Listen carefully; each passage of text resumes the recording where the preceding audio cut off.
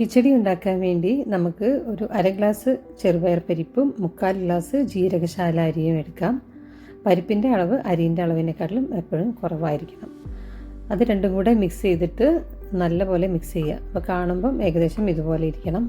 എന്നിട്ട് അത് നല്ലപോലെ കഴുകി വൃത്തിയാക്കിയ ശേഷം നമ്മളെടുത്ത പരിപ്പിൻ്റെയും അരിയുടെയും അളവിൻ്റെ 3 ഇരട്ടി വെള്ളം ചേർത്ത് ആവശ്യത്തിനുള്ള ഉപ്പും കൂടെ ചേർത്ത് ചെറിയ കുക്കറിലാകുമ്പം വിസിൽ വരുമ്പോൾ വെള്ളം പുറത്തോട്ട് വരാൻ ചാൻസ് ഉണ്ട്. ആദ്യത്തെ 2 വിസിൽ വരുന്നവരെ ഹൈ ഫ്ലെയിമിലിട്ട് വേവിക്കുക. 2 വിസിൽ വന്നു കഴിഞ്ഞ ശേഷം പിന്നെ ഫ്ലെയിം താഴേക്ക് സിമ്മിലേക്ക് മാറ്റി ഒരു 10 മിനിറ്റ് നേരം മാത്രം വെക്കുക. അതിനുശേഷം പിന്നെ ആവി പോകുന്നവരെ വെയിറ്റ് ചെയ്ത് പിന്നെ തുറന്നു നോക്കിയാൽ ഏകദേശം കുക്കർ തുറന്നു നോക്കിയാൽ ഏകദേശം ഇതുപോലെ ഇരിക്കും. ഇത് ഏകദേശം ഒരു 3 പേർക്ക് കഴിക്കാനുള്ള പോർഷൻ കിച്ചടി ഉണ്ടാവും. ഇപ്പോൾ ചെക്ക് ചെയ്യുമ്പോൾ ഇതിലത്തെ വെള്ളമെല്ലാം വറ്റിയിരിക്കുന്നത് കാണാം. അപ്പോൾ നമുക്ക് അതൊന്ന് ലൂസാക്കി എടുക്കാൻ വേണ്ടി ഒന്നൊരു കുഴമ്പ് പരുവത്തിലാണ് നമുക്ക് വേണ്ടത് കിച്ചടി.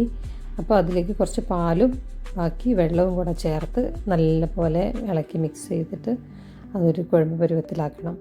പാല് ഒരുപാട് ഒഴിക്കരുത്, കാരണം പാലിൻ്റെ അളവ് കൂടിക്കഴിഞ്ഞാൽ കിച്ചടീൻ്റെ കളറ് മാറി ആ യെല്ലോയിൽ നിന്ന് വൈറ്റിലേക്ക് മാറിപ്പോകും. അപ്പം കിച്ചടി കാണാനൊരു ഭംഗി ഉണ്ടാവില്ല.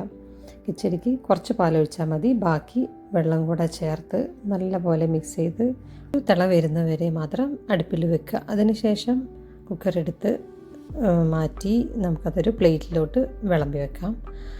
എന്നിട്ട് നമുക്കതിലേക്ക് ഒഴിക്കാനുള്ള നെയ്യ് ചൂടാക്കി അതിലേക്ക് കുറച്ച് ഉള്ളി ഇട്ട് നല്ല മൊരിച്ച് എടുക്കുക.